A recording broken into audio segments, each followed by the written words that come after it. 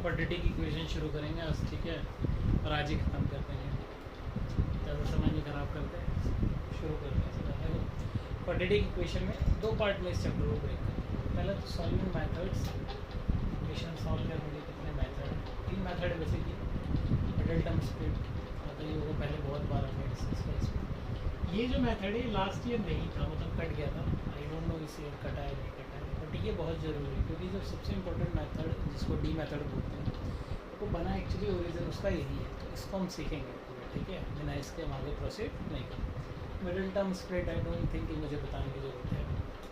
और D method, पहले आपको सॉल्विंग मेथड्स पता हो जानी चाहिए, इक्वेशन सॉल्व करने के कितने मेथड्स हैं।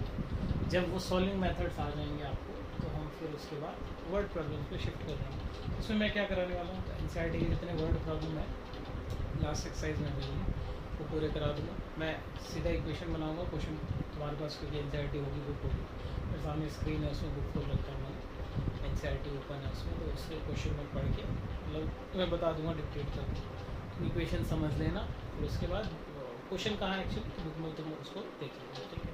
तो सबसे पहले हम सॉल्विंग मेथड्स की बात करें तो सबसे पहले मिडिल टर्म स्प्लिट को हम नहीं देखेंगे क्योंकि हमने बहुत बार देखा हुआ है, तो इसको पढ़ने की जरूरत है। तो सबसे पहले आ जाते हैं completing the square method. Completing the square method क्या होता है, कैसे सॉल्व करते हैं, उससे पहले ये आइडेंटिटीज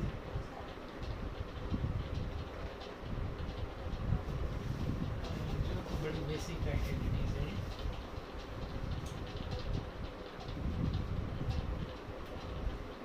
ये तो बड़ी बेसिक आइडेंटिटी है, इसी को हम फॉलो करेंगे।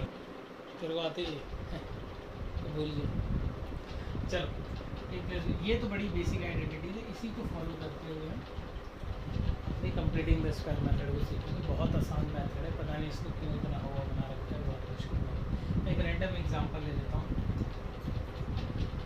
2x square minus 4x plus, आपको पहले ही बता दूँ क्वाड्रेटिक इक्वेशन का बिल्कुल बेसिक नहीं बता रहा हूँ, इक्वेशन फॉर्मेट क्या होते हैं, स्टैंडर्ड फॉर्म क्या होती है, ये इक्वेशन की स्टैंडर्ड फॉर्म है, ठीक है, एग्जाम पॉइंट ऑफ व्यू से देखना थोड़ा जल्दी जल्दी देखना पड़ेगा। तो ये इसकी स्टैंडर्ड फॉर्मेट है। ए क्या होता है, कोफिशिएंट ऑफ एक्स स्क्वायर। ए वैसे मैंने जब बताया था सबसे बड़ी पावर का जो कोफिशिएंट होता है वो ए, इसी तरीके से बी उससे नीचे, फिर कॉन्स्टेंट हम सी हो जाएगा। तो यहाँ पर आपको कंप्लीटिंग द स्क्वायर मेथड में कुछ रूल्स लगाने। पहला, जो एक्स स्क्वायर का कोफिशिएंट है उसको हटा दो, एक्स स्क्वायर का कोफिशिएंट है तो उसको कैसे हटा दें, सबको 2 से जीरो को करोगे तो ये फर्क नहीं पड़ेगा, आ जाएगा एक्स स्क्वायर। अब ये जो पार्ट है, ये पार्ट ये तो कितना बचा 2x। तो अगला जो स्टेप लिखने से पहले बस ध्यान रहे यहाँ पर माइनस है, तो माइनस 2a, इस पार्ट को अब पहले एक काम कर, पहले इक्वेशन है x square minus 2x plus half, ये इक्वेशन बन गया।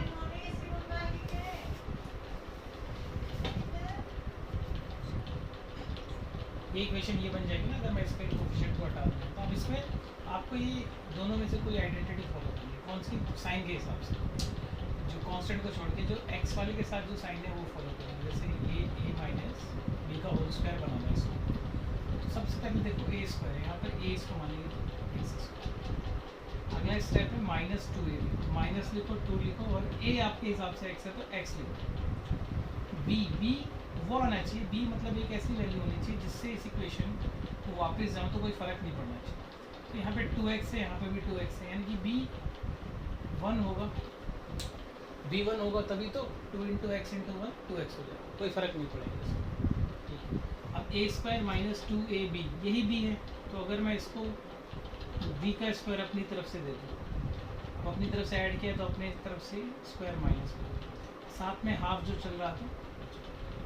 कहने का ही मतलब है इस इक्वेशन को मैंने a plus b a minus b के होल स्क्वायर में कन्वर्ट किया, पर इससे इस पूरी इक्वेशन पे फ़र्क नहीं पड़ना चाहिए। देख लो x square as it is, 2x as it is, plus 1 minus 1 cut गया, कोई फ़र्क नहीं पड़ा, प्लस आ ये 0। तो ये इसका मतलब। अब यहाँ से अगर मैं इस इक्वेशन को सॉल्व करूँ तो ये बनेगा x a square minus 2ab plus b square, ये प्लस हाफ है उधर जाके माइनस वन हो जाएगा। अब यहाँ पर एक चीज़ ध्यान रखनी, अगर मैं इसका स्क्वायर है उधर जाके अंडर रूट करूँ तो ये आ जाएगा नेगेटिव, और नेगेटिव नंबर का अंडर रूट नहीं होगा, ठीक है। तो कभी भी ध्यान रखना, अगर स्क्वायर के बाद ये अंडर रूट आता है तो उसका जो सॉल्यूशन है वो रियल सॉल्यूशन नहीं होगा, ठीक है। ये इंपॉर्टेंट पॉइंट है। तो मैंने रैंडम एग्जांपल ले लिया है, बट मान लो अगर यहाँ नेगेटिव होता,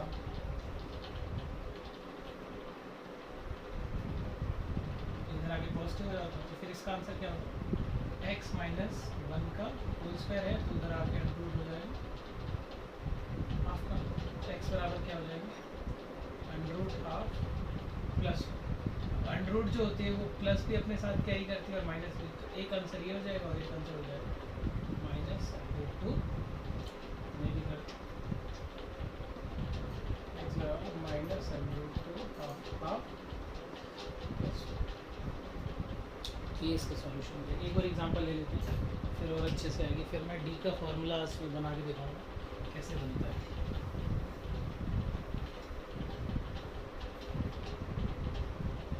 जैसे मैं ले लेता हूँ x square minus 7x plus 1, इसको इससे सॉल्व करेंगे। तो देखो इसका कोफिशिएंट तो है नहीं, तो जो पहला स्टेप होता है कोफिशिएंट हटाना वो तो हट गया, सीधा दूसरा स्टेप कैसे पता लगेगा इन दोनों में से कौन सा, तो x के साथ माइनस वाला है तो ये वाला लेगा, x square minus 2a, 2a अपनी तरफ से लिख देना है, 2 और a जो चल रहा है हमारा 2a।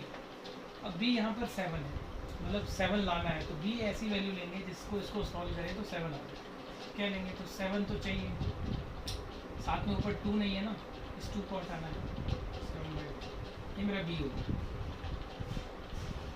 b का ही स्क्वायर आपको प्लस करना और b का ही स्क्वायर माइनस करना, साथ में प्लस 12 चल रहा है तो उसको ये पूरा आपका क्या बनेगा, a square minus 2ab plus b square, a minus b का होल स्क्वायर, ठीक है।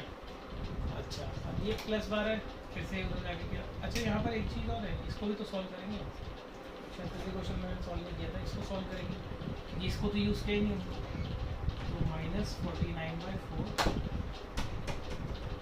प्लस 12 इसको सॉल्व करेंगे,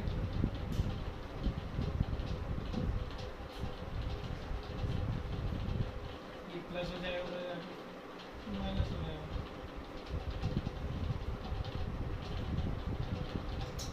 इसको जब आप सॉल्व करेंगे एलसीएम लेके तो 4 एलसीएम आ जाएगा 48, 1/4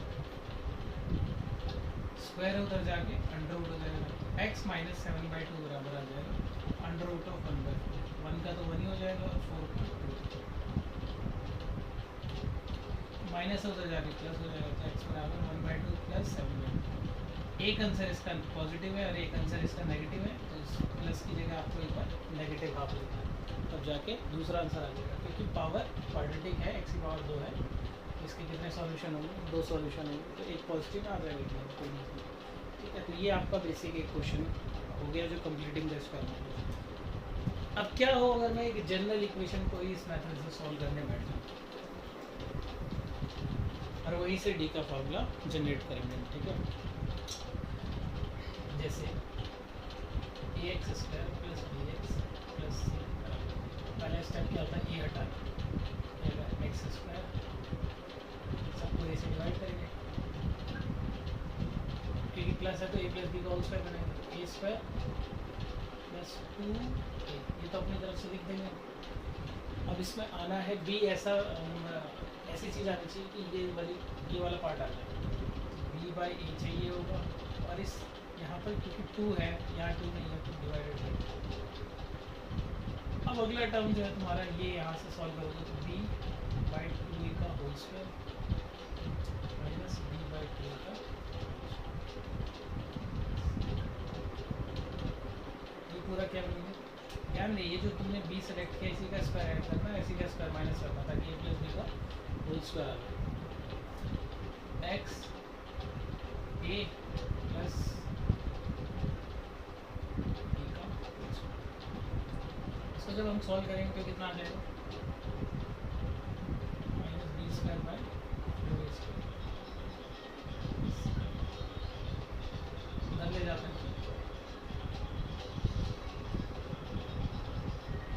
माइनस हो तो जाके प्लस हो जाएगा, और ये प्लस हो जाएगा। ठीक है, अब इसको थोड़ा और सॉल्व करेंगे तो एलसीएम कितना आ जाएगा 4a²। इसको इससे जब आप देखोगे तो ये b² आ जाएगा, a² से इसको डिवाइड करोगे तो 4a आ जाएगा। ये बराबर क्या चल रहा है, तो ये बराबर चल रहा है x प्लस b/2।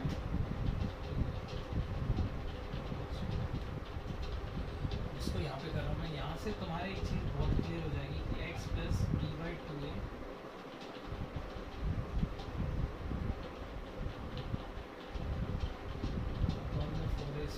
ये स्क्वायर है, उधर जाके अंडररूट का 50। इसका अंडररूट तो कुछ होगा नहीं, तो ऐसे लिख देते हैं। इसका क्या हो जाएगा 2a, और क्योंकि अंडररूट किया है तो एक बार ये प्लस में आएगा और एक बार ये माइनस में आएगा। ठीक है, अब x बराबर क्या हो जाएगा, x बराबर हो जाएगा ये प्लस का b/2 है ना, उधर जाके माइनस का b/2a plus b² minus 4ac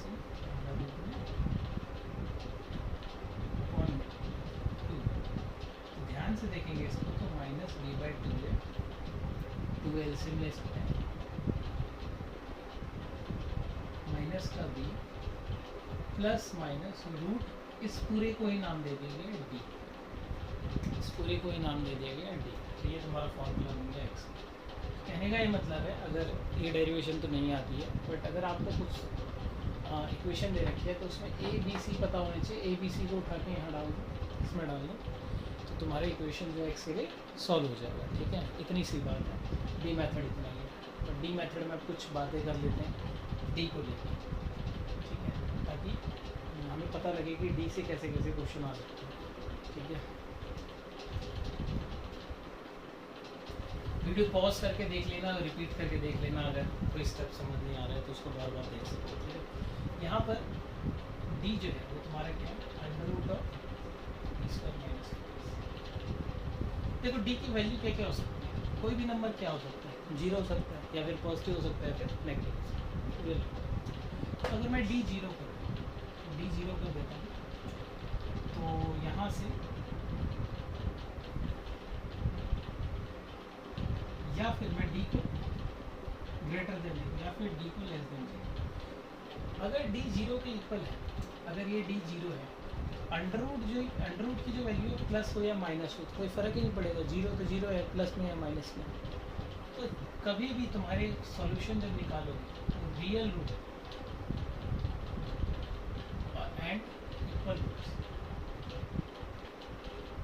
roots यहाँ पर सॉल्यूशन का नाम है, एक्स की वैल्यू को रूट्स में। कब पॉसिबल है, जब तुम्हारा डी 0 डी ग्रेटर देन 0 हो गया, डी ग्रेटर देन 0 जैसे 25 हो गया। 25 तो एक सॉल्यूशन हो सकता है, 25 है, इसका अगर मैं अंडररूट करूँ डी की वैल्यू अगर 25 है, तो अगर मैं उसका अंडररूट डी को, तो उसका आंसर आ सकता है ना +5 -5 आ सकता है। तो डी जब ग्रेटर देन 0 होगा तो उसमें सिर्फ रियल सॉल्यूशन, इक्वल नहीं होगी, रियल होगी।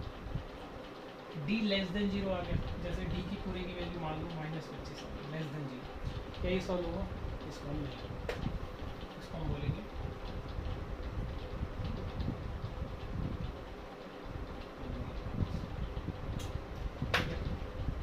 ये इस तरीके का क्वेश्चन है। तुम्हारे से क्वेश्चन कैसा आएगा, मान लो तुम्हें बोलेगा कि x² प्लस 5x प्लस के की वैल्यू बताओ जब इसके रियल और इक्वल रूट, कैसे रूट है, रियल और इक्वल। अब तुम्हें पता होगा रियल और इक्वल रूट है तो डी जरूर किसके इक्वल होगा, 0। डी होता क्या है वैसे, b² minus 4ac, b² minus 4ac है। मैं इसको 0 के इक्वल लूँ और ए बी सी यहाँ से उठा के रखूँ, देखो 5 + 4 इंटू ए कितना है, ए सी कितना है, इसको सॉल्व कर दो। माइनस है 4 × 12 के 25 माइनस 12 के बराबर 0, 12 के बराबर 25, और के का आंसर आ जाएगा। इस तरीके से सॉल्यूशन निकाल सकते हैं। कई बार क्वेश्चन आता ही है, हर बार फिक्स तो नहीं कह सकते, बट आता है इस तरीके से। कि यहाँ पर मिस कर देगा, यहाँ मिस कर देगा और आपको एक कंडीशन दे देगा रियल रूट या इक्वल रूट। अगर बोले सिर्फ रियल है तो उसको इसी तरीके से सॉल्व करेंगे, बट इस इक्वल की जगह ग्रेटर देन का साइन यूज करेंगे, ठीक है। तो इस चक्कर से तो ये वाला पार्ट थोड़ा सा इम्पोर्टेंट है। और इसके अलावा जो है वर्ड प्रॉब्लम बहुत ज़्यादा है। तो वर्ड प्रॉब्लम के लिए तुम्हें एनसीईआरटी की बुक लेनी है। मैं सीरियल से जो इंपॉर्टेंट क्वेश्चन 4.3 में ही है सारी वर्ड प्रॉब्लम मिली है, उसी के 5-6 क्वेश्चन है, सबकी इक्वेशन बना के सॉल्व आप खुद करेंगे डी मेथड से, ठीक है। उससे पहले क्योंकि हर बार आपको अंडर रूट निकालना पड़ेगा, डी जो है एक्स बराबर क्या होता है minus b plus minus root D, कोई भी नंबर आएगा उसका अंडर रूट आएगा। तो अंडर रूट थोड़ा डिस्कस कर लेते हैं कैसे हम रफली एक आइडिया लगा सकते हैं अंडर रूट का, हम कैसे पता कर सकते हैं, ठीक है। तो जैसे हम कोई भी रैंडम सा नंबर ले लेते हैं, उससे पहले आपको यूनिट स्क्वायर पता होनी चाहिए। जैसे अगर मैं 1 का स्क्वायर करूँ 1, 2 का स्क्वायर यूनिट प्लेस से, 3 का स्क्वायर 9, 4 का स्क्वायर 16, बट यूनिट प्लेस पे क्या आएगा 6, 5 का स्क्वायर यूनिट प्लेस इस तरीके से 6 पे 6 आ जाएगा, 7 के स्क्वायर पे 9, 8 के स्क्वायर पे 4, 9 के स्क्वायर पे 1, क्योंकि 10 है लास्ट में ये यूनिट प्लेस पता होनी चाहिए आपको। उसके बाद 10, 20, 30, 40, 50 इन सब का आपको स्क्वायर पता होता है, तो बहुत कॉमन है। जैसे 30 का स्क्वायर 900, 40 का स्क्वायर 100, ये पता होना चाहिए। अच्छा, उसके बाद जैसे कोई भी एक रैंडम नंबर ले लेते हैं, कौन सा रैंडम नंबर ले बताओ, चलिए नंबर बताओ 100, थोड़ा बड़ा बताना। 115 तो वैसे 10-20 के स्क्वायर के नियर बाई क्या? अच्छा, अंडर रूट के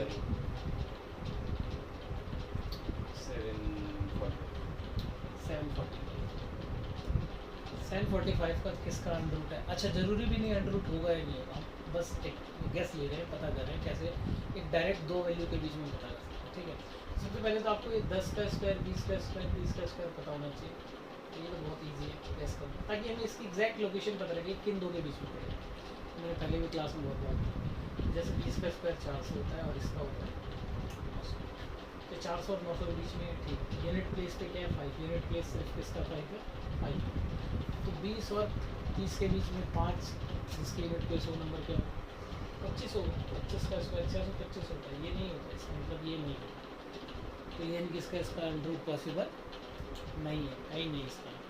अब जैसे हम कोई और ले लेते हैं, जैसे 9804 ले लेते हैं, ठीक है। अब 9804 किसके बीच में पड़ेगा सबसे पहले तो 10, 20, 30, 40 मैं जल्दी से बता रहा हूँ, तो 90 और 100 का जो स्क्वायर है 90 का स्क्वायर ना, इन दोनों के बीच में ही है, हाँ इन दोनों के बीच में लास्ट में क्या 4। अब 4 देखो यूनिट प्लेस किस पे है, एक तो 2 पे और एक है 8 पे, या तो ये 92 हो सकता है या फिर 90। तो अब बोलो इनमें से किसका, तो इनमें से उसका जिसके नियर बाई, जैसे 9800 है वो किसके पास पड़ेगा इसका, तो ये आपका एग्जैक्ट नंबर हो सकता है, बट ज़रूरी थोड़ा ना कि एग्जैक्ट। मैंने ये तो एक रफली गेस किया कि ये इसका अंडर रूट हो सकता है, फिर भी आप क्रॉस चेक कर सकते हैं इसको बट स्क्वायर करके, ठीक है। तो बोलोगे जब स्क्वायर ही करना है तो इतना बड़ा प्रोसेस, आपने इतने सारे नंबरों में से बहुत सारे नंबर एलिमिनेट कर दिए और 2 नंबरों पे आ गए, इवन 1 नंबर पे आ गए, तो ये बहुत ईजी कन्वीनियंट मेथड रहता है। और मोस्टली क्वेश्चन जो एनसीईआरटी में वो डायरेक्ट रूट पता हो निकलता है उनको, वो सारे इस तरीके से आपके पास। अच्छा, नई जो बुक है नया अपडेटेड वर्जन है उसमें जो प्रीवियस क्वेश्चन थे इंपॉर्टेंट अच्छे तो कट ही गए, तो मैं जैसे देख पा रहा हूँ नई एक्सरसाइज में सिर्फ 5-6 वर्ड प्रॉब्लम है, तो उन्हीं को डिस्कस कर लेते हैं। फैक्टराइजेशन के अच्छे क्वेश्चन हैं, 1-2 फैक्टराइजेशन मतलब मिडिल टर्म वाले वो डिस्कस करेंगे। 4.2 बता रहा हूँ 4.2 में, चलो पहले फैक्टराइजेशन का ही देख लेते हैं। √2x², रूट देख के तुम्हारा थोड़ा सा आगे खराब जाता है, 7x + 5। फैक्टराइजेशन मतलब आपको डी मेथड यूज़ नहीं करना है, इसको मिडिल टर्म से करना है। तो मिडिल टर्म तो मैंने बहुत बार बताया, कितना आ जाएगा 10 आ जाएगा है ना, फिर 10 के फैक्टर ढूंढो, ऐड करें तो 7 आ जाए, ऐड या सब्ट्रैक्ट करें 7 आ जाए, मल्टीप्लाई करें 10, तो बहुत जल्दी स्ट्राइक करना चाहिए क्योंकि बड़ी क्लास में 2-5, तो √2² 5x + 2x ऐसे लिख सकते हो। इन दोनों में क्या कॉमन दिख रहा है, तो मुझे सिर्फ x दिख रहा है, √2x + 5, इन दोनों में क्या कॉमन दिख रहा है। अच्छा, ध्यान दें, अगर कॉमन नहीं दिख रहा तो अब तुम्हें यहाँ इसकी हेल्प ले लीजिए कि भाई मुझे ये बीच के नंबर सेम आते हैं ना, जो ये साइन है वो लिख दिया, अब बीच के नंबर सेम लिखे, बीच का नंबर पहले ही सेम लिखा। यहाँ पे तो 5√2 और यहाँ पे कितना बचा 5, तो जरूर क्या कॉमन ले लिया होगा रूट।